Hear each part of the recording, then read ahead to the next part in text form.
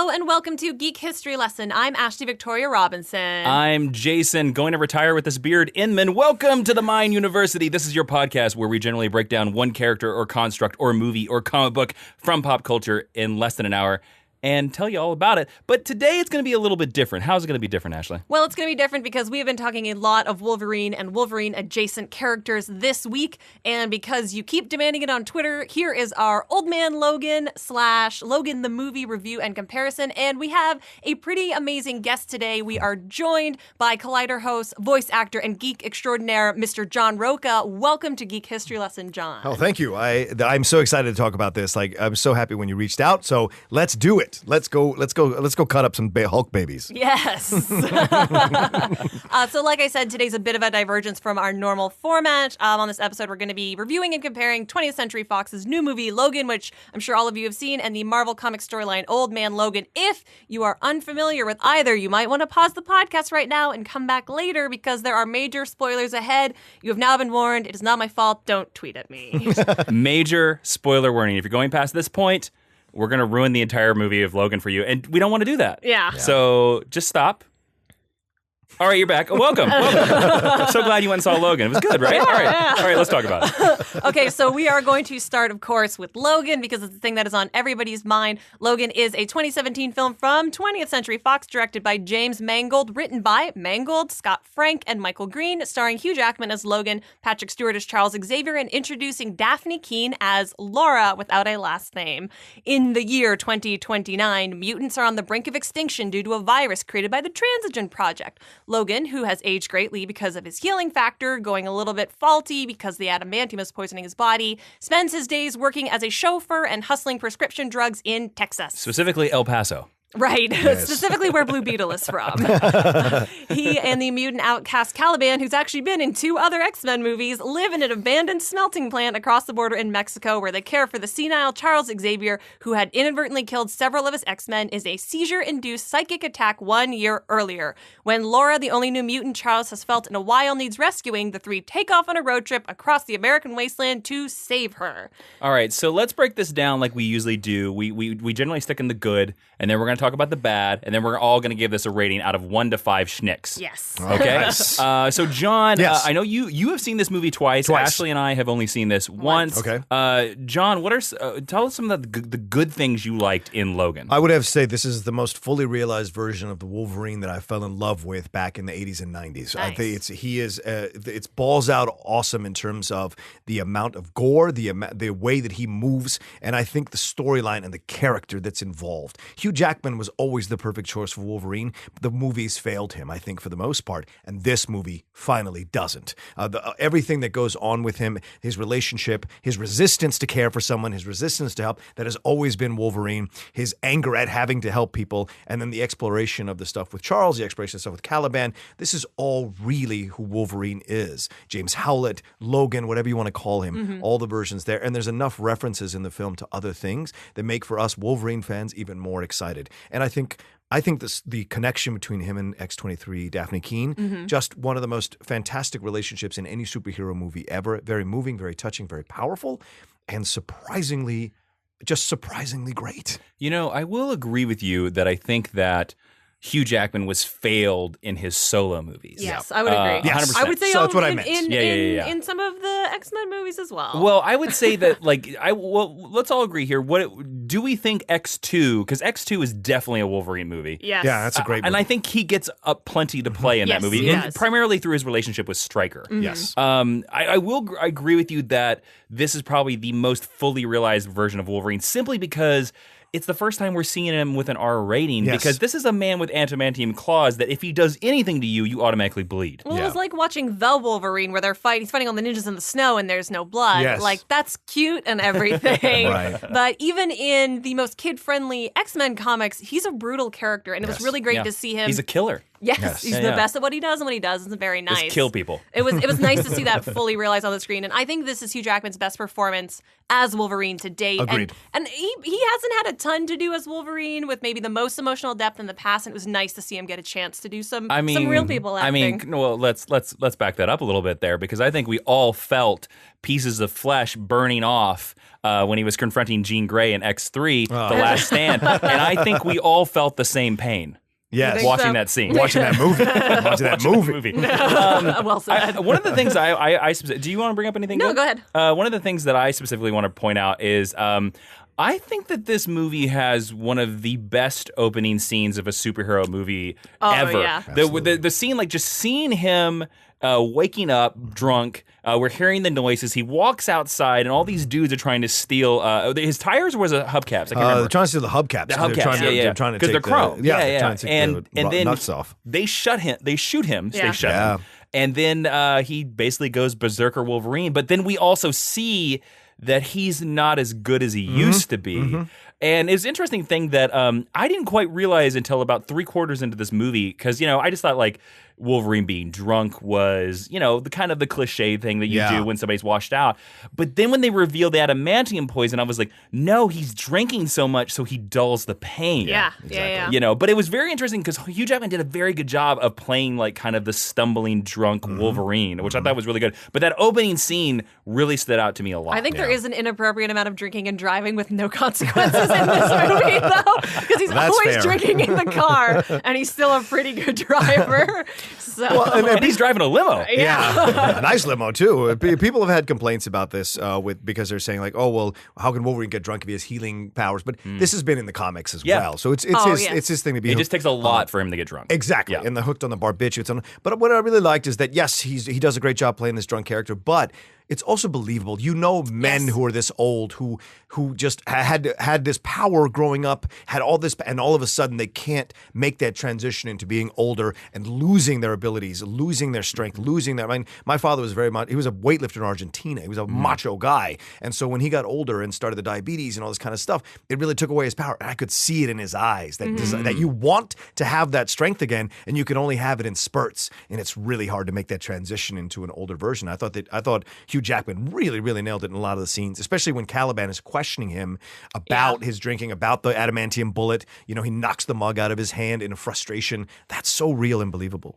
I also thought this was the best version of Caliban that we've seen. Oh, yeah, absolutely. I forgot that Caliban had been in other movies, and I asked Jason, I said, is Caliban like an important X-Men character? Because I don't remember ever hearing about him before. Caliban is an important X-Force character. Yes. And Caliban's most important role is he was basically introduced the first time you ever met Apocalypse. Yeah. And he does have, it's not, in the movie they make it all about his sense of smell. Right. But in the comics it's all about he can sense mutants. It's more like telepathic than anything else. He's kind of like mutant radar. Yeah. Like if he's in a crowd of people, he can tell you who's the mutants there. He's Mudar. He's Mudar, exactly. Mudar, nice. But yeah, we have seen him primarily.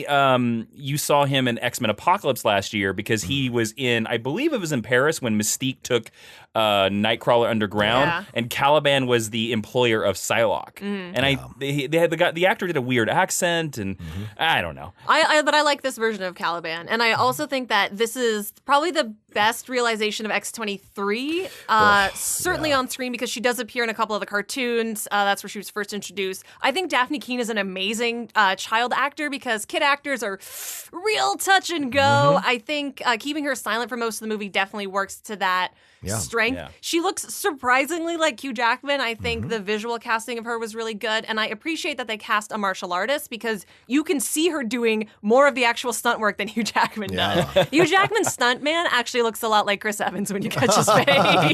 The interesting thing that I thought was I was surprised when they first announced her. I was surprised at how young they made her. I agree. And I think we all were like, well, how are you going to do a spinoff if she's this young? But you're right. Making her silent actually made her seem more like Wolverine than I think if she would have talked a lot. And also, kid actors are one of these things that sometimes they can make or break movies. Yes. Like one of the biggest examples I remember when Kick-Ass was coming out, another Mark Millar joint. everybody was worried about Hit Girl. Yeah. Because they were like, Chloe Moretz, I believe is her name. Grace Chloe Moretz. Grace. Chloe Moretz. Everybody was like, there's no way that she can handle it, but she killed in that movie. No pun intended. And X-23 also did the same thing. And I thought one of the important relationships I thought that she did really well is I really bought very early on Charles Xavier's relationship in her. And I was actually really worried because I was intrigued by the idea of Charles Xavier having this Alzheimer's sort of Alzheimer's. They don't quite exactly tell you what he has. But then when in the opening scene, I was excited by that idea before seeing the movie. When we saw the opening scene of Charles in that tank, I was like, I don't know if I want to see a whole movie of sad Xavier. Yeah. But then it turned around when Laura showed up, and I was like, he has a purpose again. Like, let's get this girl to the thing, and I like that idea for Charles Xavier. And Daphne Keane is so great because she's legitimately a Latina actress. Like, she's legitimate. Her last thing is she was a series regular on a telenovela. Yes. So she's really Mexican. She's authentically Mexican. So I think it killed two birds with one stone. I think her not talking really helped, but her not talking also kind of hides the accent till it's necessary. Yes. And then we wouldn't have felt like all that going on through the whole time. And for me personally, as a Latino guy watching that, I couldn't have been happier and prouder to have her represented in this way, because what's great about her performance too is the confidence that she has. Yes. Yeah. She really imbues that in those quiet scenes, like before they go and try and get her, that big MMA Polish guy comes in with the handcuffs. She is just still and looking side-eye at the whole thing because she's already analyzing what she's going to do because she knows her powers. So it's so brilliant. There's no hesitation, no shaking. There's no, the spoon isn't shaking as she puts the cereal in her mouth. Mark, the cereal has never been so threatening. Yeah, I know. And I love that. And Daphne does it because those big eyes of hers really convey that and so powerfully. And you believe her every single time. And her primal scream is one of the greatest primal screams I've ever heard on screen. Yeah. Yeah. Can we talk a little bit about the aesthetic of this movie? Yes, we can. Because, I think it's both a strength and maybe a detraction in some sense that it looks the most like a film of any X-Men movie that we've seen. It's the most beautifully shot, the most well-designed, but in that way I think it doesn't feel like a part of the X-Men franchise. Well, I want to give a shout out here because I had it in my notes. The cinematography was done by John Matheson, and John Matheson I wanted to look up because I thought the cinematography was amazing. Some of the angles they chose. In certain scenes they also did a thing that I noticed where certain scenes they had it on a tripod, it was still, and then certain scenes they handhelded it. And I thought the choices they decided on where to make it handheld and where not was a very interesting idea. John Matheson, no stranger to the X-Men franchise. He was the cinematographer for X-Men First Class. And he also Jason's favorite X-Men movie. Yes, and he was also the cinematographer for Gladiator. And another one of Jason's favorite movies. Yeah, both. So he's high in my books. But I thought this had some amazing locations. I thought whoever's the location scout for this movie did a good job because I looked up as well where they filmed most of this movie, and they did film like a good majority in around New Orleans. They did a piece in Texas, and then all the South Dakota scenes are actually in New Mexico. Oh yeah, is where they did them all because they got a wicked tax credit over there. Yeah. Well, they went to all the tax credit states, which is interesting. But I thought they did some really good jobs with that. Like when they were supposed to be outside of Oklahoma City, as a person who used to live in Oklahoma, that looked like Oklahoma, even though I know it was somewhere in Texas. And they just put up a sign. But yeah, I agree with you. It does have an amazing look, and the look of that and the editing of it and just the general pacing of the editing does make this not feel like a superhero film. And I agree with you. It's a strength, and at the same time, it's a weakness of the movie. And it just for me, I found, and we'll talk about this a little bit more in the bad or whatever. I find this is a hard movie to classify. And I don't know whether that's a good thing or a bad thing. Okay. I lean more towards good. I mean, I keep referring to it as a Western because it feels more like it's very that. much a Western. They reference Shane. Yeah. Like straight up, not even hiding it. Also, I will say two things. With John Matheson, he loves the orange hues. The orange hues, you see that in Gladiator, you see that in X-Men First Class in certain moments, and you certainly see it all through Logan. What's great about how they make this work out with you being unable to classify the film, it's essentially a Western, absolutely. The Shane stuff is very great. noir Western. Yes, absolutely. Yeah. But it's an independent film, as masquerading as a superhero film. Oh, 100%. And I think Yeah. that's what helps it for me because it moves it up the rank. Because Mangold, I read a couple interviews with Mangold. Mangold and both Hugh Jackman and Mangold took pay cuts to do the film the way they wanted to do it. This was the exchange. They were like, we're gonna do it on less of a budget. Therefore, we're gonna be able to do it our way. And so that's how we got away with pitching it to the studios. And the studios were okay with doing an R-rated film and taking a chance on this because then a lot of money wasn't going to be lost on it. Well, and So because it's smart. Deadpool did a really good job. Right, exactly. But Exactly. you know what? That won me over a couple points. I did Yeah. not know that. I do know that they were talking about, like, I did some interviews with Mangold, and they said that they were talking about, like, the ideas of, like, what to do with this and how to do it and stuff like that. And Hugh Jackman revealed that the idea to kill Logan at the end of this movie and actually have him die came from when he was at a party with Jerry Seinfeld. Oh, wow. And he said he said he was talking with Jerry. He said he's talking with You ever notice how? well, maybe the Logan. I really just wanted to kill Jerry. What's the deal with the claws? Maybe just two. He said he was talking to Jerry Seinfeld, and Jerry Seinfeld, he was talking about that he was thinking. Jackman's a name dropper. Yeah, he is. He said that he was thinking about doing the final Wolverine movie. And she said Jerry Seinfeld told him the same thing that I've actually heard about before, which was the decision why Jerry Seinfeld decided to end his show. He was like, make sure you end with a little bit of gas in the tank. Make them want more. Yes. And so when he said that, when Jerry Seinfeld told him that, like, Hugh Jackman was like, oh, this has to be, I have to kill Wolverine in this movie. Devil's advocate, when you're a wildly successful television and movie star, you can do that. You can go with a little bit left in the tank. Very true. That would be a really nice problem to have. Like, yeah, if you're playing Caliban in this movie, like Stephen Merchant, you maybe don't want to do the grenade scene. Yeah. Are you sure I can't come back in the next one, Wolf? I actually, you know what? I would like to see him again as Caliban in another movie. He did a really good job. It's the thing in the comics. He's the leader of the Morlocks. It's one of the best. I like the Morlocks. Yeah, the Morlocks are great. And Caliban, it's one of the greatest. You're right, Ashley. It's one of the greatest carryovers from the comics. Like, it's a great interpretation by Stephen Merchant. It is absolutely the best Caliban we've seen. More closely aligning with the comics than I've ever seen any other version of Caliban in any other films. And it's great. And that really adds an essential thing to the relationship for those of us who are comic book geeks about the X-Men and about Wolverine and about Professor X. It's so great to see that relationship between the three of them. Well, let's. I would love to go around round robin here and start with you, John. Let's talk about some of the major events in this movie and how we liked them, whether we didn't like them, and then we'll drop into like any bad things in this, which is not even really, I would say, super bad things. I would say they're nitpicky. They're very nitpicky, but I think they deserve. We're trying to be balanced. Yes, they deserve to be talked about. What do we think about, John? Let's start with you. Sure. The death of Professor X. I think it was great. Okay. Yeah, and because you don't see it coming. He's already in his 90s. He's already and you have that. He gets to have his a confessional scene, which is great, and it's such a great twist because you think he's talking to Wolverine, and as soon as they didn't show him, I'm like, oh no, it's not Wolverine, right? So it's a great way for him to finally admit what happened. He gets one last good night of sleep because no matter what he did a lot of good in the world. So to have one last good, peaceful night of sleep, then realize the mistake he made, and then have that just completely turn on him and be killed by X-24. Just brilliant. And it's a great way to swerve the audience in a way that leaves you feeling his death even more powerfully. Yeah. I kind of knew they were going to kill Charles in this death because from the very first trailer where they have that scene where Laura holds Logan's hand and he's holding a shovel, I was like, he just buried Charles' grave. Yeah. Like from the very beginning, because I kind of thought that... Isn't this like the third time they've killed him also in the movie? Second. Right. I mean, third if you count the death that happens in the alternate Days of Future Past future. If you count that death. The rogue version. Yeah, exactly. Let's not count that one. So let's say there's two.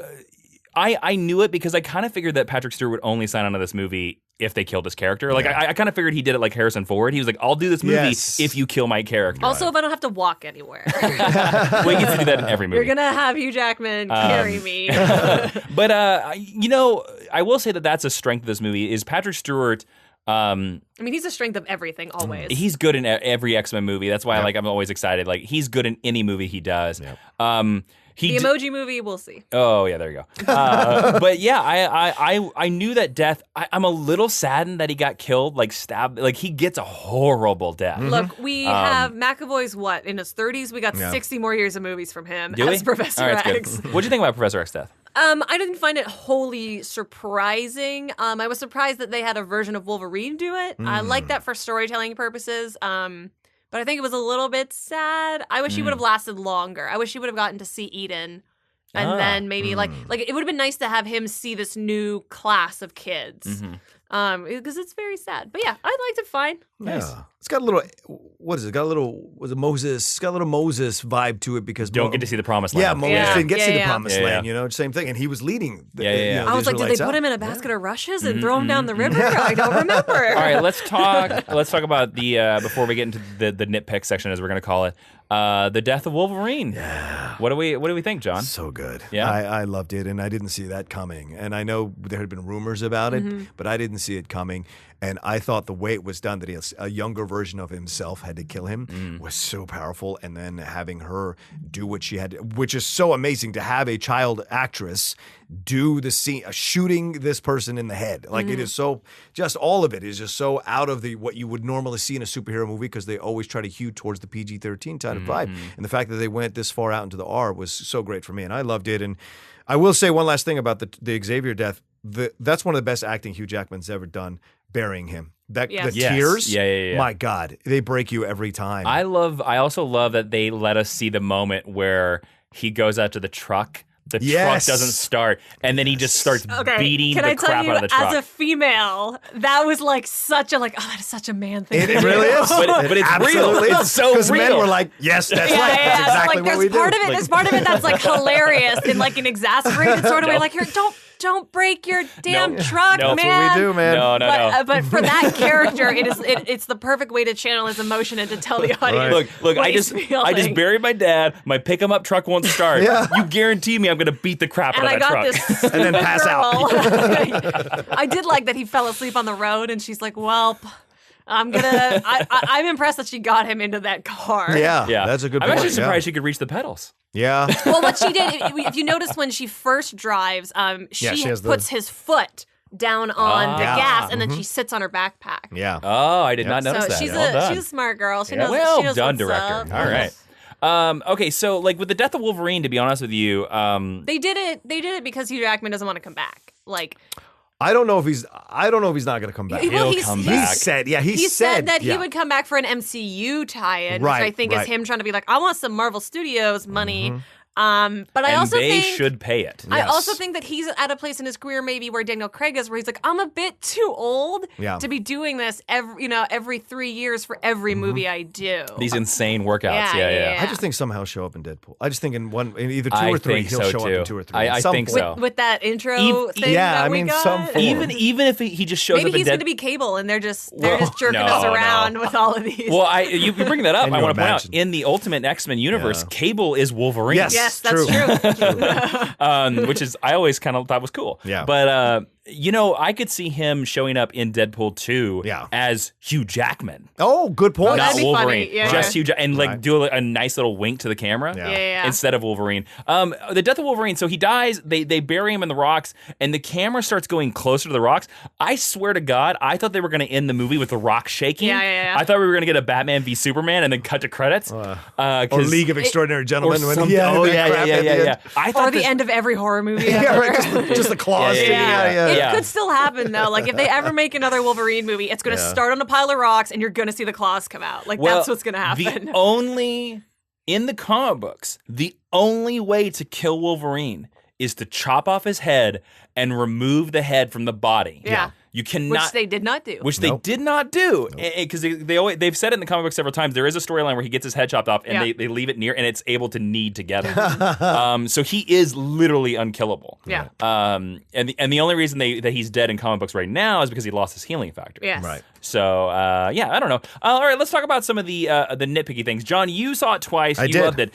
Are there anything? Are there problems with this movie? I'll be honest with you. I don't have any really nitpicky things at all. I mean, I just enjoy the film so much, and the progression of the film, the pace of the film, all of it makes sense to me. Even watching it a second time, I saw all the beats coming. Didn't bother me at all because I like that. Oh, I will say one nitpicky thing. I didn't like the scene with the doctor that didn't go longer. I would have liked to have seen a little more with the doctor. Like, he's been waiting to work on someone like this. Yeah. I would have liked to have seen a little more with that. Some of the one-off characters, I think they should have had a little more interaction interaction with Wolverine, and maybe there are deleted scenes. But other than that, I'm completely satisfied with the film. I really am. I want to bring up a thing, and first off, I want to say I think Logan works really well. I think Logan works really well as long as you don't classify it as an X-Men movie. I saw your tweet. I saw your tweet, Jason. If you class, and I think Ashley, you I don't think it is an X-Men movie. I do. I think it's a Wolverine movie. Well, true, and I think if you view it as like an alternate reality tale, like perfect. Old Man Logan, perfect. But when you put it into the continuity of the X-Men movies, it does not work. This is 10 years after the happy ending that we get I did some research. in Days of Future Past. I did some research. Where they're all reunited at the mansion. That's true. Things went to poop really quickly. Well, let's remind our listeners. So if you remember the movie X-Men Days of Future Past, they reset the future. He comes to the future. The school's okay. Jean Grey's alive. Cyclops is alive. Beast is there. Charles Xavier. And everything's happy. According to the official X-Men cinematic timeline, that movie, that ending, that happy ending, takes place in 2023. Wow. So 6 years. Logan takes place, they say at the beginning of the movie, 2029. Yeah. All right.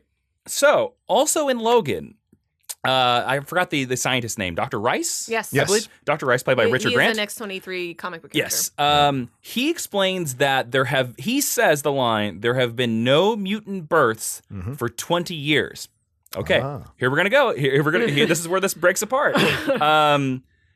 X-Men 3 or X-Men 3 is not in continuity. X2 is supposed to take place somewhere in 2003, 2004. Easily within that 20 years. Yeah. Yes, true. Okay, so again, also you have to put in this happy timeline of 2023. There are lots of little kid mutants running around that mansion. Yeah. They would not have been born if Dr. Rice's line is true. Good point. So again, this is very nitpicky. Right. But And it's a tough franchise of film to make to follow a timeline for in the continuity that you were setting up for a specific movie because it is so convoluted, just like the comics. But I just wanted to bring that up, like that, and that was all I was saying with my tweet as well. I was like, you can't put this in the X-Men universe. It has to be kind of like Deadpool. It kind of has to be off by itself. Well, I think it's in the Wolverine universe because it references stuff from the first 2 Wolverine films, it does. right? And so I know. I bet we all wish we had forgotten that magic bullet. Well, I like the katana that the samurai I sword. did like that. I love Yeah. that. It was a reference both to the comics and to the second film with the Silver Samurai. You know? So yeah, so I like that it stays its own. People are calling it the end of a trilogy, so they're connecting it to those things. Sure. I don't think it has anything because they don't even mention Jean Grey. They don't mention Scott. No. Yeah. All you see is in the comics. Which by the way, shout out my friend Dan Panosian is the one who did the covers for all those comics. And That's cool. I follow him on Twitter. Yeah, he's been posting. We're Facebook friends, and he's been posting the alternate ones that didn't get approved. Oh, that's so and they're cool. awesome. They're cool. Awesome, yeah. And that's when I collected 80s and 90s and early 2000s, all the X-Men stuff. So he absolutely captures the style of the those. 80s team as well. It's like Kitty and Colossus. And there's a lot of the X-Men pink, as I like to call it, used in the Yeah, coloring. yeah, that was only used in the X-Men. Yeah. And some of the ones got turned down because they were too similar to the Actual 80s, comics. to actual comics. Oh, that's crazy. This was amazing. That's interesting. Now, I do know that the 2 comics you see in the movie, and I cannot remember because I'm just off the top of my head, the issue numbers that they use are references to characters that are in the movie. Like one of them is the first appearance of Donald Pierce, who is the main villain of the movie, and then the other one who fights Wolverine. Yes, and then the other one I can't remember, but they're both references to Easter egg things. The other one is when someone came in and I think it's I forget who it is. One of the villains comes in and turns. Oh, it's Magneto, and turns the other X-Men into child versions of themselves. The X-Babies. The X-Babies. So it's a reference to that kind of thing too, with X-23 coming in. Nice. I would say that my biggest problem with the movie is my same problem with Star Wars: The Force Awakens. So let's just go with that comparison. Leaning in. Okay. Wow. If this is the way that this entire franchise of movies, if this is the finale, if this is what they were building towards, everybody failed. Everyone that we love has failed. Yeah. They're dead, their dream died, and they're going to die horribly in this movie. And that, in an intellectual way, even if I enjoyed watching it unfold on the screen, is tough for me to swallow, especially for Professor X, because he's such a father figure to like everybody who grows up with the X-Men in some way. And you want the Martin Luther King of that universe to succeed. I do. Yeah. I want him. I want the Days of Future Past version where like he's buddies with Magneto in the end and like they die as brothers in arms. Like I think the idea of having him become somebody suffering from a mental disorder is really interesting, and I think it's a great way to start a discussion about mental health. But I think having him kill all of his children is a bad move. Personally. Which we don't even know that he does. This is in his it's mind. implied. Yeah, because Wolverine says that when he has that interaction with X-23 near the end, where he is telling her how she has to live with the killing, whether good or bad people. He says, "My nightmares are different. I killed people. I killed people I care about." But there's something. That, they do not confirm it. Nope. But either way, they don't. There's a confirm it. radio report when the psychic attack happens in Oklahoma City that says, which looks suspiciously like Las Vegas. Is all I'm saying. Yeah, it does. There's no Harrah's in Oklahoma City. I'm sorry. Maybe in 2029. Well, that's true. All the corn growers have created this casino atmosphere in every city. We got to make some money now. Look, you're gonna eat corn. We're gonna prevent your mutants, and you're gonna gamble.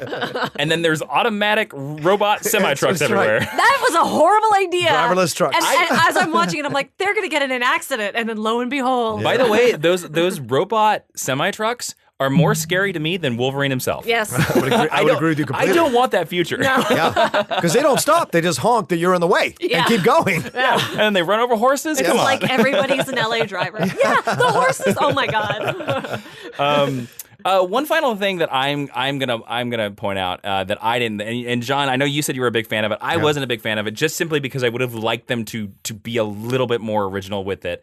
Is that I don't like that X-24 is a Wolverine clone. Oh, I don't. Okay. I kind of wish we had either gotten set up for a new character. Yeah. It should have been a Dawkins type character.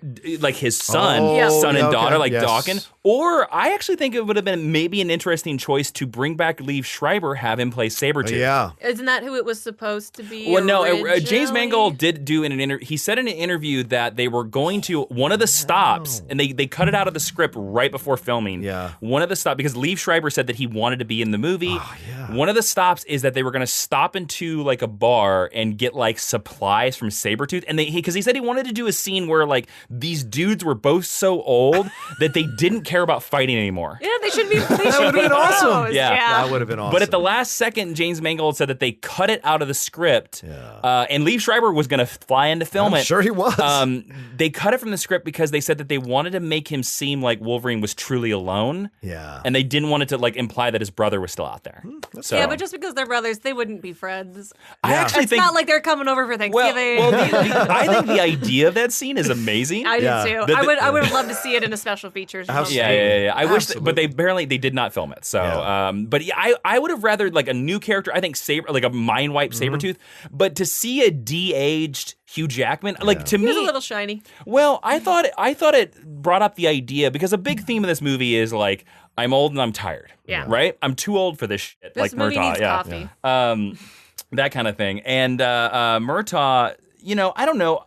I thought that put that theme too much in the forefront. Okay. Hit it too much on the head. Okay. I did like that we saw X-24 though, because in the X-23 origin, the final panel of that story is a close-up on a tube that says X-24. Right. And that's never explored and hasn't been revisited at the time of the recording of this podcast. It could be hello, future people.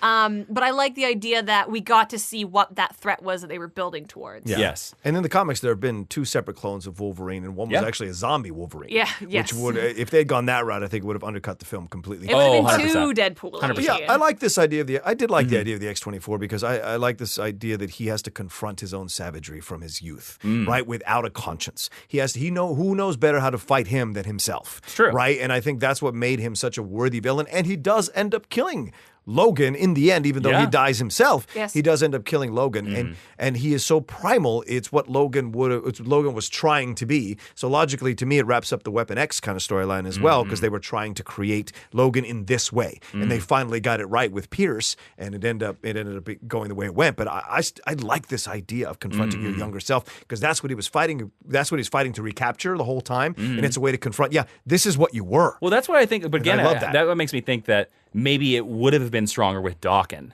because it would the son and daughter, right. and like that would have maybe made it a little bit more primal and a little bit more stronger because. I just wish the final battle had taken place at Alkali Lake. Oh, me too. I think it was a I wish- mistake because they're trying to get to Canada. Yeah. It would have been a nice full circle. You were talking about the full circle for the Weapon X storyline. If the kids' sanctuary became this old base at Alkali Lake, I think would have been a nice. All right, well, I nice think we've talked Logan to death. You want to do a rating? Yeah, let's do a rating out of 1 to 5 schnicks. That's, of course, the sound effect that Wolverine makes every time he pops his claws, and it hurts every time he does it. Remember that. 5 being the best, 1 being the worst. John, what are you going to give Logan? 5 schnicks. I have no... Listen, this is in the top 3 of my favorite superhero films ever. Okay. So it's definitely 5 schnicks for me. I'm going to give it 4. I think it's a really solid movie. I don't think it's perfect. I don't know if I would call it the best X-Men movie ever. I still think a couple other ones pop ahead of it. It's definitely the best Wolverine movie. It is. Yes, I mean, absolutely. far and away. Yes. But you know what? I do 100% agree. Hugh Jackman's best performance as Wolverine in this movie. Yeah. Yes. I'm also going to give it 4 schnicks, and also I just really like X-23, and it was so cool to see her so fully realized on screen. Let me ask you, Yes. this is a question I wanted to ask everybody. Do you want to see a spinoff with this character in this timeline? Yes, I want her to be a little older, though. Okay. I think putting kids as the lead of a movie made for adults is a tricky concept. Yeah. But yeah, maybe when she's like 14 or 15, I'd be up for Yeah. that. All Going right. and revisiting this character. Well, there's rumors about New Mutants, right? They've been talking. They're going to do that. And I would love to for me, her- it seems like it set that up completely. And that'll screw up the timeline even more because James McAvoy is in that movie. Yeah. And Richter is actually an X-Men character. So to me, liked I like that. this idea. He's was- another great kid Yeah. actor. As an X-Force fan of the 90s, Yes. I was happy as soon as they said his name was Richter. I was Yeah. like, that's cool. Yeah. So. I would love to see a spin-off. And I said this on Collider Movie Talk 2 or 3 weeks ago. Like, it's time we had a kick-ass young female lead in these films. Yes, I Yeah. know kick-ass. I know that, but Chloe Grace is in her was 18 to 20 when she was making these films, I think. Mm-hmm. And with this young girl, I like this idea of a younger. Like, this is reality. We're Yes. moving. This is the reason we don't have G-rated movies hardly anymore, because we are moving as a society to be harder edge material, more mature themes in our subject matter and in our films and media. So therefore, it makes sense for me if we do an X-23 spinoff and have her, because she's such a beloved character in the comics as well. Yes. And Yeah. I would love a Spider-Gwen when that comes around as well. Like, these need to happen with more frequency, in my opinion. I completely agree. And yeah. All right, cool. So let's move on into Old Man Logan.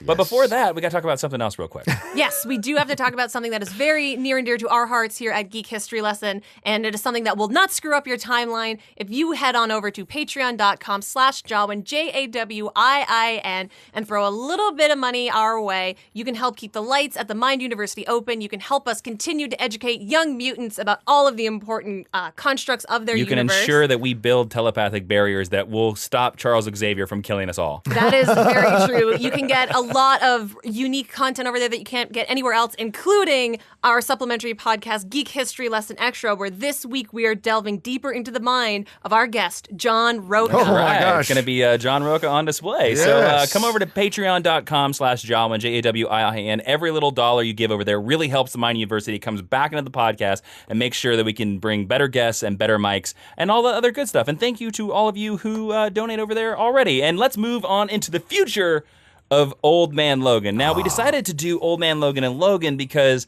for the longest time, everybody thought Logan was going to be Old Man Logan. Yeah. As we found out, they're not very similar, but we're still going to talk about Old Man Logan because the Logan movie would not have happened without this storyline. Absolutely not. Yeah. So go ahead, Ashley. Tell us a little bit about it. All right, so if you have never heard of Old Man Logan, it is a Marvel Comics alternative storyline set on an Earth designated 807128. Easy to remember. Super easy. It is no Earth 616. Old Man Logan was first published in June of 2008, written by Mark Millar with art by Steve McNiven, who will actually go on to draw the very important story, The Death of Wolverine, as well. And fun fact, I just want to point out to everybody, a lot of people think that Old Man Logan was its own separate miniseries. It's not. It was not. It was published in the main Wolverine title. The issues, I wrote them down, were issues 66 through 72 in just Wolverine, the Wolverine ongoing series. And then Steve McNiven got behind, so the story got delayed, and they released it later on into a special called the Wolverine Giant Size Old Man Logan, because Marvel was like, we can't keep holding issue 73. I believe it was about 8 months later. It was a very delayed storyline. Yes. So what we're going to do for this is we are going to break it down issue by issue, and then we're going to rate the storyline overall. Cool. So the important things you need to know that happened in issue 1. You learn that all the bad guys of the Marvel Universe beat all the good guys in the Marvel Universe about 50 years ago, and that Wolverine has not popped his claws since then. He is now living in Sacramento on a farm with his wife Maureen and his 2 kids Scotty and Jade. It turns out that they can't pay their rent, so the Hulk gang, who are their landlords, come and they beat the ever-loving snot out of Logan in front of his family. His healing factor is slower. It takes him a bit longer to get on his feet. While he is recovering, Hawkeye shows up, who's blind, and he offers him $500 to drive across the 4 kingdoms of the United States and deliver a package. These kingdoms are Hulkland, Kingdom of the Kingpin, Doom's Lair, and the President's Quarters. And Logan says, sure. So they jump in the spider buggy and drive off into the sunset. I also believe there's an Osborn land. There's like a little tiny Osborn has a city. There are various Marvel characters that have cities. I'm guessing he took Cleveland. Yeah. Sure. I don't know anything about American geography, so you're probably right. Cleveland. Where's Otisburg in this? Oh man, Otisburg. It's near Sacramento. I will say so I recently reread this because I knew we were doing the podcast, stuff like that. And Old Man Logan was a story I haven't read in probably in 5 or 6 years. I've always enjoyed it. The thing that immediately popped out to me, again, no claw pun intended. Steve McNiven's art in this is so amazing. It's so good. It looks so real. It's so dynamic. It smacks you in the face. The Hulks are really gross. And Mark Millar, for a story that's so different from anything Wolverine's ever done, and kind of ridiculous when you think about all the villains teaming up, but it's an idea that every comic book fan has always thought about. They do a really good job of dropping you into this world very quickly, and you accept it immediately. I also want to give Mark Millar, a Scotsman, a lot of cred for really knowing how to tell a Western, a very American-type story. It's very stark. It's very beautiful. And I think this first issue is really wonderful, even though not a lot really happens. No. It's a very small inciting incident. A lot of it is world building, and I love the idea that Logan named his first son after Scott Summers. I love that so much. Scotty, what do you think about some of the stuff we see in this first issue, John? It immediately immerses you in the world, and like you said, the Western. It's very sparse. This whole you have this idea that he's never going to fight. Like it's introduced that he's never going to use his claws. So we immediately are like, what could have made Wolverine not want to fight ever again? This is a guy that was always the first to fight. Yeah. How all of a sudden he doesn't want to fight at all? What did they do to him? And you establish the stuff with his wife. I think Maureen is his wife, and then his other child, Jade. Is it Jade? Jade, the other child. So you have this family that he's built, and then you don't do anything. Like, everyone must just be cool. They talk about selling the Xbox to get money to eat. He's like, we're not going to sell the kids stuff. So it makes him, it takes away the fact that he's a superhero, and it makes it very real as a human being. Like he's just had these human being problems, right? And it speaks to the heartland where a lot of farmers have these issues too. And it's very reminiscent of the Japanese storyline that he has, where he's off on his own in that world, exploring around that countryside as well. So to me, there's so much that evokes Wolverine and his history in these moments that immediately puts you in that world, and you buy it. I also like that we get to see him be a good father, because we see Wolverine as a father figure to many different characters, but he's not great at it. No. And here he's a truly great father. Cool. Let's move into issue 2. Oh, and is this where he gets beat? Does he get beat up? Oh, yeah. He does. Yes. I wanted to mention great, that. because there's a great scene in it. So the Hulk gang, her Hulk yokels, because you find out that Bruce Banner has been inbreeding for years. Because he had children with Jessica, She-Hulk. She-Hulk. Who's his first cousin. Did you like that they had the Fantastic car? I did. I did. As Geek Culture Lesson fans know, I'm a huge fan of anything Fantastic Four. So there you go. I love the scene where the Hulk hillbilly showed up. You're supposed to. Yeah. And he imagined himself tearing them apart. Yeah. And then we think that's what's happening, and then it flashes back and it's like, no, he's just gonna take his beating. You're gonna take your beating, boy. That's what they say. Yeah. All right. They all look like King of the Hill characters. Yeah, they do. And then the son pulls a shotgun. So already we have that it is in his blood to fight first. Again, this is part of Wolverine's bloodline. Yeah. All right.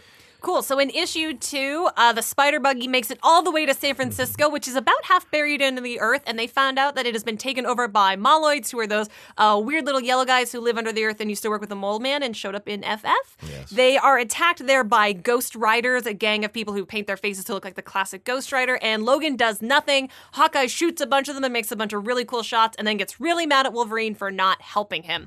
Eventually, they keep driving. They make it to Las Vegas, which is now known as Hammer Falls, and they see all these people praying to Thor's hammer because that was where it fell. And it's basically like Cult of Superheroes town. They're intercepted there by Ultron 8, who's like this Hawaiian shirt-wearing Ultron. I love this. I love him too. Who takes him to Tanya, who is Peter Parker's youngest daughter / Hawkeye's ex-wife.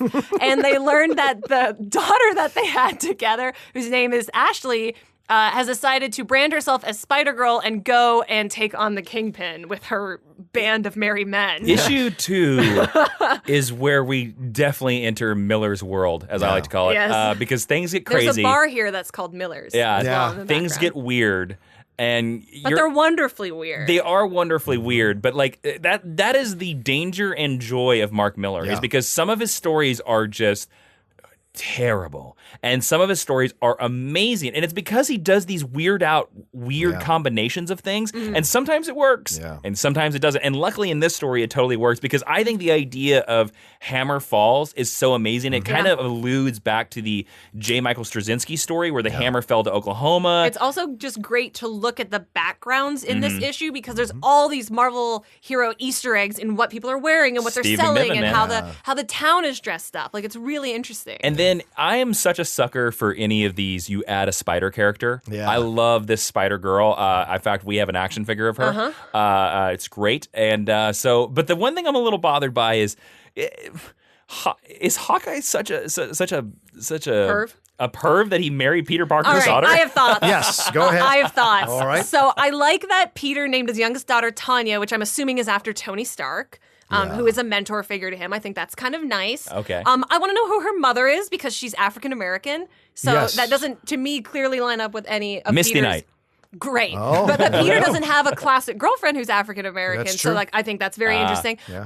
Robbie Robertson's daughter. Sure. It could be. That Great. could work. Yeah. Roberta Robinson. There we go. Which means what? He broke up with Mary Jane, or they divorced, or somebody probably died. divorced. Yeah. Or somebody Or died. she died. Or she Yeah. Mary could have died in Yeah. the supervillain night. For all we know, or in this universe, maybe she's African American, like in the new movie. Good point. It's- Kingpin's there you go. African-American. It's There you go. Zendaya's. It's Zendaya's progeny. Yeah. I think that even though Hawkeye has had a big facelift in the post Matt Fraction David Aja world, he's still a creep there who hits on Kate Bishop, who is 17. I'd say 18 now, but yes. But yeah, fair I point. wouldn't put it past him to have hooked up with one of Peter's youngest. The thing that I guess I find it more difficult to believe is that Peter didn't beat the ever-loving snot out of him for doing this. Like, they had a child. Yeah. It was allowed to go on. Mm-hmm. And also, she's really cool. Like, I like Tanya a lot, and I can't believe she puts up with his his crap. What do you think about this, John? It's an interesting conversation for me as someone who just finished dating a 27-year-old. I was 19 years my junior. It's a little weird. Like, those things just kind of happen. And so, they don't work out most of the times, but they just kind of happen.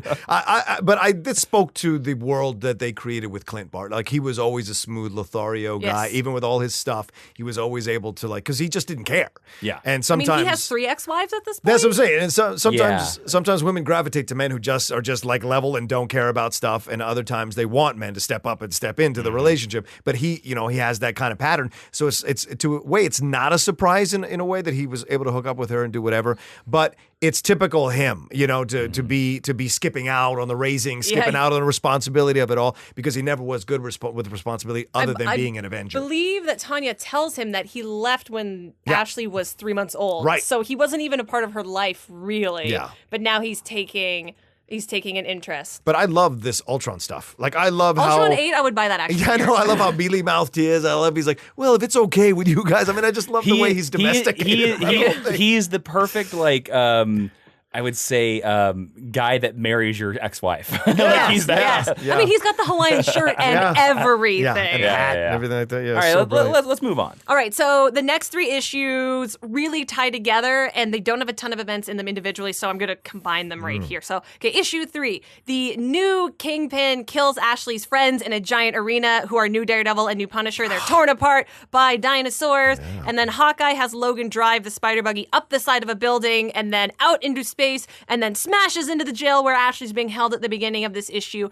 They free her, mostly by Hawkeye shooting arrows into people and following the sound of his daughter's voice. She then takes her sword/field hockey stick and decapitates the new African-American Kingpin who has a nose ring and claims the territory as her own and decides she's probably going to kill her dad, too.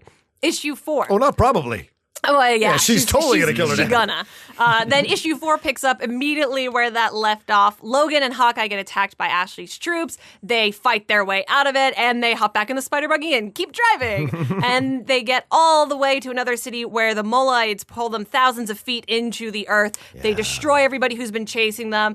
And basically, because they're in the spider buggy, they can drive out of the earth vertically and get right back on the road again. Yeah. They drive through South Dakota, where you see that the Baxter building fell on top of a giant version of Loki, which is really cool. And at a bar later, they get all maudlin, and Logan feels like his old self again. When somebody cracks a gay joke, he almost kills the guy, and we can already tell that he is back in his old form. He promises to tell Hawkeye what actually happened and why he has not popped his claws. So then you have to read issue 5, where Logan tells Hawkeye how Mysterio made him kill all the X-Men. So most of this issue is a flashback where you get to see Logan, and he thinks he's fighting all the bad guys, but he's actually fighting all the good guys. It's very sad. He dies with Jubilee in his arms. They get to a bridge where there's a tiny child with an Ant-Man helmet on named Dwight, and he's like, pay my 80-cent toll. And Wolverine's like, no, we're not going to pay your 80-cent toll. And Hawkeye's like, here's 80 cents. And then you see all of the destruction that Dwight has wrought for everybody who didn't want to pay his toll. And the issue ends with a Venom T-Rex chasing them. Yeah. What did we think about the death of the X-Men, John? Well, it was so powerful, right? I mean, this whole idea that he would do this, because you want to cheer for Wolverine, so you're like, oh yeah, he's fighting all the... Finally, Wolverine's been unleashed. Yes. He's able to kill all these villains. He's able to do what Professor X and Scott and Jean have tried to stop him from doing all these years in Rogue and Kitty Pryde. Like, don't go to your full animal. He's able to fully beast out and kill these people, and then when the switch happens and you see what he's done, that panel of all the dead X-Men is just so heartbreaking, and you understand why he's never... But this is the thing, but he doesn't kill himself. That's the thing that's so amazing about Logan. Goes and walks into the woods, right? Which he keeps doing. Well, and he puts his head down on a train track. Right. Yes, he tries to kill himself. He tries to kill himself the way we revealed earlier on. Right. Yeah. But he knows he can't. You know, I actually, to be honest with you, this was the one thing, like, because very, very early on in the Logan movie, I knew, I was like, this isn't going to be nothing like the comic books. Yeah. I wish they had kept some version of this. I was actually waiting for them to reveal that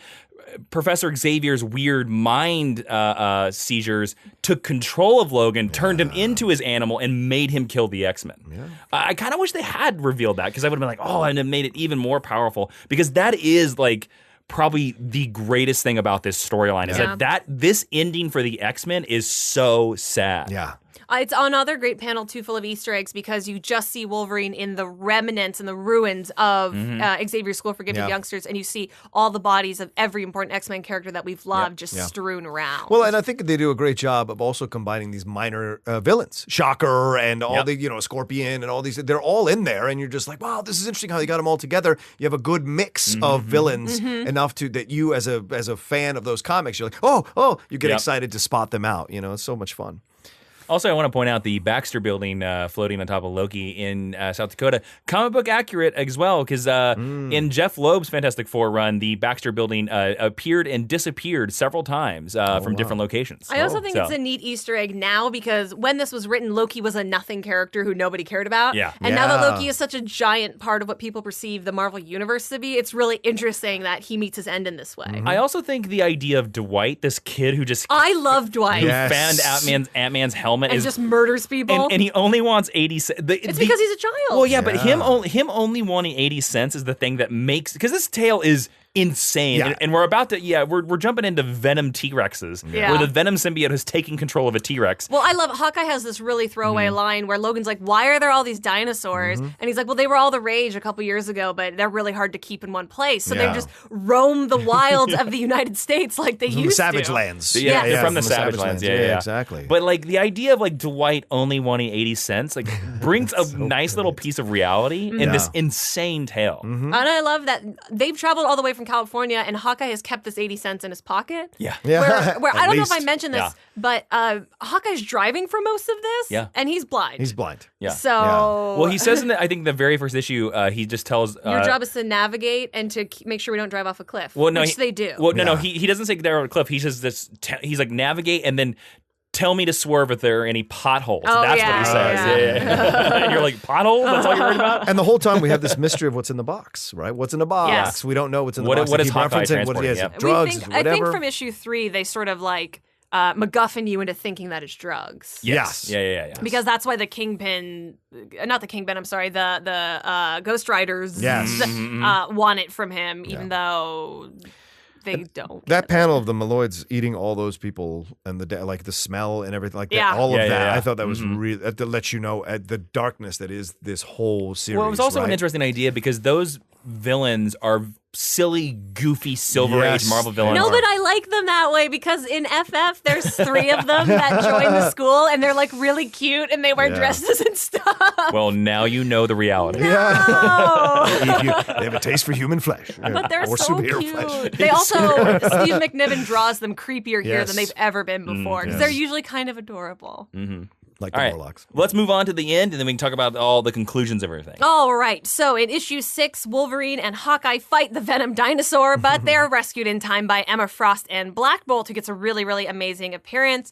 Then when they leave, after calling Emma Frost a skank, they drive through Pym Falls, which is not just the name of a city, but it is actually where Hank Pym, his another ribcage. giant skeleton, Yeah. fell. They finally arrive in New Babylon, where they've been trying to get this whole time. It's basically like jacked up New York City. And they learn what Hawkeye has actually been delivering, which is a box full of super soldier serum, and that he wants a place on this new super team that is being developed. The people that he delivers it to reveal themselves to be S.H.I.E.L.D., which means that they're actually working for the Red Skull, who's the evil president, and they shoot Hawkeye in the face. In the face. In the face. And then issue 7 begins with Red Skull alone in his trophy room. Another great panel for Easter eggs full of all of the Avengers and classic Marvel characters that he's defeated, parts of their bodies, their armor, their shields, everything.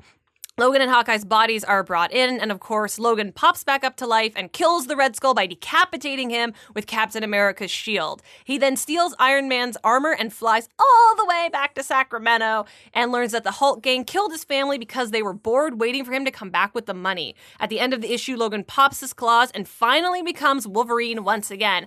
And then issue 8 is really simple. Basically, Logan goes to where the Hulks live, he murders all of them, and then he finally meets up with Bruce Banner again, who is not super green, but he does something to make him super green. And then to put him down, the Hulk eats him, Logan bursts out of his stomach, murders everybody else who's around, and then he takes the little baby Hulk, puts him on his back, and decides it's time to build a brighter tomorrow. Whew, that's like 15 issues of plot that they crammed into that one final episode, or issue, I'm so sorry. What did we think of the reveal that it's actually Super Soldier Serum?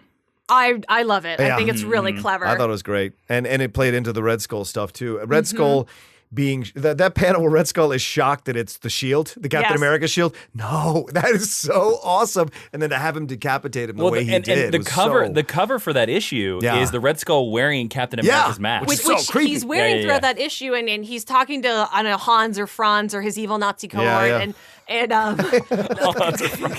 clearly the only Hans two German Wanda. names I can come up with. And he's telling him, people think it's morbid that I wear Captain America's armor, but I Yeah. killed him in this armor, and in ancient times, warriors used to wear the skins of their Yeah. enemies, Yeah. so like that's what he's doing there. He says his wife thinks it's morbid. And I'm like, who His- buried the Red Skull? Emma Frost. Oh, is it Emma? Because that's the implication. So when they're talking, Oh, I didn't know that. Hawkeye keeps calling her skank and being like, "Oh, I know who you married. I know why you did this. You did this this to save And, yourself. and it's kind of fitting since Emma Frost, the very first time she ever showed up in X-Men comic books, was a villain with the Hellfire Club. Yeah, that's right. That's right. Yeah. The Hellfire Yeah, Club. yeah, Yeah. yeah. Mm-hmm. Oh, how interesting. Yeah, I yeah. didn't catch that. As someone who doesn't like Emma Frost, when I read that, I was like, Oh, of course.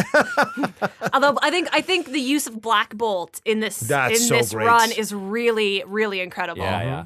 I think the idea, like I said, because the interesting thing is that I didn't really figure out, for some reason, I don't know why, I didn't figure out that the Red Skull was the guy that had taken over America until like a couple issues before this. The first time I read this tale. Well, when they showed the Mount Rushmore and his head was on the Mount Rushmore, Yeah. I was like, oh, he's the guy. That's where it was. Yeah, Yeah. yeah. But it's interesting too. Again, it's this tale is very crazy, right? So you think it's all about like, oh, we're gonna go there, we're gonna create the Resistance, and then the Resistance betrays them. He fights the Red Skull, which is like this is a tale where Wolverine fights the Red Skull. Yeah. He gets like Iron Man's armor, and he's like, I'm gonna fly, and so he flies back to California like immediately. Crashes heroically. Finds his family, he's been dead, and then the last issue is this weird. It goes back to like where issue 1 was, where it's like Wolverine's just killing trailer trash, and it's gross. It is actually really gross.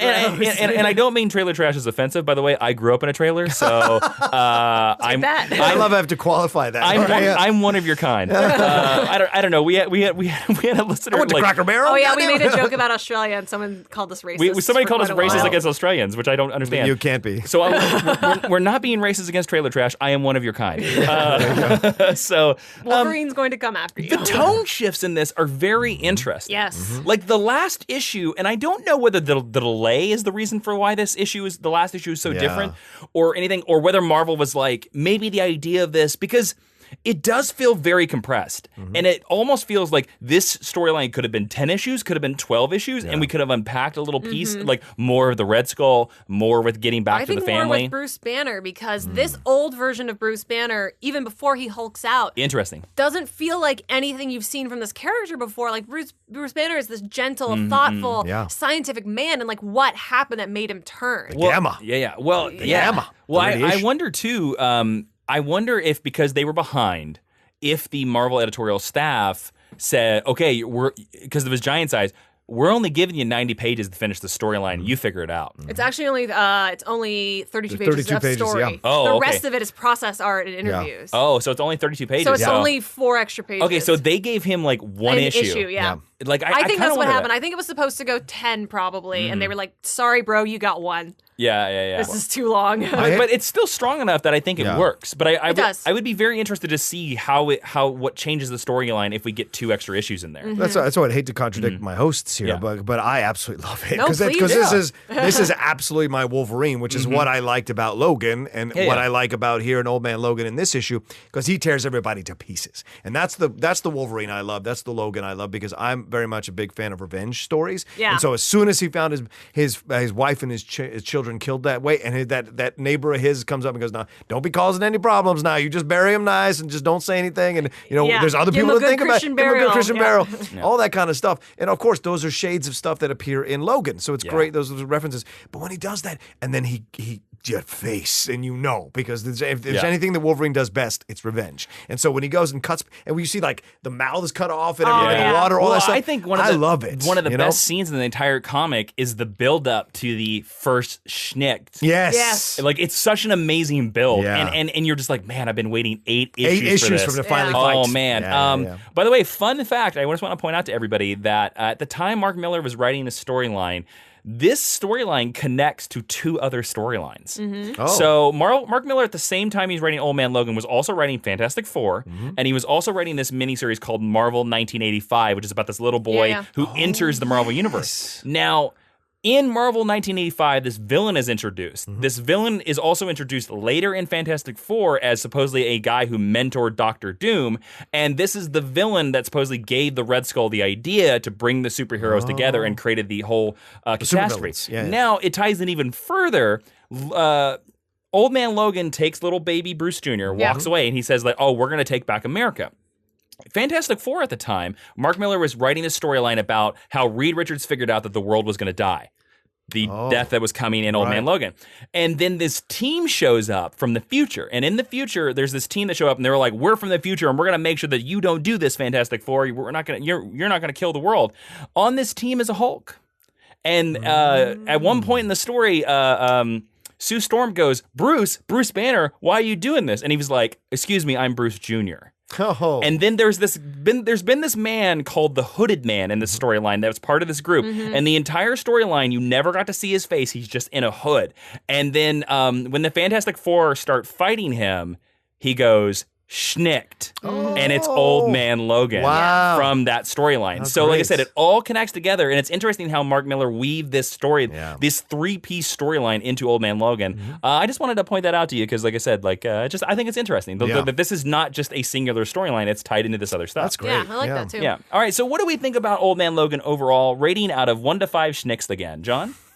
I'm sorry, I hate to be so boring, but I absolutely loved Old Man Logan. So for me, it's probably 5 schnicks. Yeah, I mean 4.5 maybe, because I agree. An extra couple of issues would have been nice, but that's the way. But all the best westerns end with you wanting more, and I think they do a great job with this. So maybe 4.5. Ashley, what would you give this? I'd also give it 4.5. For me, it is a near perfect Wolverine story. I think Enemy of the State gets a little bit closer. But I think the Hulks are super gross, so I can't give it a complete 5. How about you, Jason? I have to give it a 5. Because anytime anybody asks me about a Wolverine storyline, this is the one I usually recommend. It stands really strong on its own. You also don't need to know anything about continuity to read this storyline. Yes. Yeah. Like if you can go to Wikipedia to figure out like who Mysterio is and all that stuff like that. But generally, if you know Wolverine has claws, you get it. Yes. You really, really get that storyline. And to me, that's always the strength of a great comic book story. And it does have everything you could want in a Wolverine story. Yeah. Even though it's funny, he doesn't fight any of his classic villains. I was just going to say, none of his main villains ever show up. He's fighting Spider-Man's villains, Captain America's villains, and then you have the stuff with him the and the Hulk. humans. But him, actually, funny, the Hulk is one of Wolverine's villains. He was introduced in there is a separate issue, Wolverine Hulk versus the Hulk, or one number of issues with Wolverine versus the Hulk. All right, cool. So let's move into our recommended reading. Where if you guys want to go check out our recommended reading, you can find that at geekhistorylesson.com/recommended reading. A little Amazon widget will take you right to the book, and every little book you buy over there helps out the Mind University. What's the recommended reading for this week, Ashley? Well, it is unsurprisingly going to be Old Man Logan by Mark Millar and Steve McNiven. We'll probably also include the new volumes of Old Man Logan that are part of the all-new, Jeff Lemire different, series, all-ethnic Marvel Now. But really, this is a great storyline. You don't need to know anything else. Pick it up and read it. Cool. All right, let's move into our discussion. All right, I just have one question for the panel. So, do we think that there's a chance we will ever see a true Old Man Logan movie adaptation? Hugh Jackman's still alive. So I would say it's certainly possible. Logan 2. That would be a fantastic thing to put on film. I think it'd be a great way to integrate him into the MCU because you could use all the Avengers characters that we see here. Now, you could redress them all. You could have Hawkeye be Cyclops if you were going to keep it in the Fox universe, but I would love to see this as the integration of the two continuities. I want to say one last thing about Old Man Logan. Sure. I forgot to mention. I love the fact that they lead into Hawkeye surviving. That Red Skull says, I wouldn't have thought Clint Barton, but what do you know? And I think that's their way of legitimizing that he wasn't targeted when they killed all the superheroes. And that's them finally legitimizing Clint Barton. He is one of the only non-powered Avengers, so that's why I dug that as well. Yeah. But I think it's certainly possible. I would love to see Mark Ruffalo in old man makeup playing this banner. It would just be great. The possibilities are endless for how great this could be. I kind of think no. I think the chances are low, but I would like to see it. I kind of agree with you. I think if we do see like a very close to this, like the villains have taken over, it will be this story, but dressed in X-Men universe. Like you're right. Yeah, Hawkeye will be Cyclops. Red Skull will be maybe Magneto, or Apocalypse maybe. And it'll be like those. It'll be the same storyline, but it'll be teased in with X-Men characters instead of Marvel characters. If you want to really get to the heart of it, you would make Red Skull Jean Grey Phoenix. Ooh, damn. So he's got to kill her again. Again. That's good. Again. That's good. And there is a Dark Phoenix reference in Logan. In the books, in those comic books. So, yeah. Yeah. All right, cool. I think we said all we need to say about Logan and Old Man Logan. Although Logan is an Old Man Logan. Now. They're the same thing. Yes. All right, so John, thank you so much for joining us on Geek History Lesson and talking all things Old Man Logan /Wolverine. Why don't you let our listeners know where they can find you all over the internet? Well, thanks for having me on. I'm a massive... Wolverine's my number one hero, period, bar none. So this was a great joy to be on and talk about it. You guys can always find me. You're the best at what you do, and what you do is love Wolverine? I do. Yes, absolutely. Boom. Nailed it. Please always follow me at The Rocha Says, ROCHA. You see all the shows I'm hosting and co-hosting. The Cinephiles, which is my baby right now, is on the podcast. We review one classic film before the year 2000 7 now. We've adjusted that. And also every Friday on Collider Movie Talk and the Walking Dead review show every Sunday whenever Walking Dead is on. I'm going to make a request out there because I would love to come on the Cinephiles. Star Trek First Contact, 1996.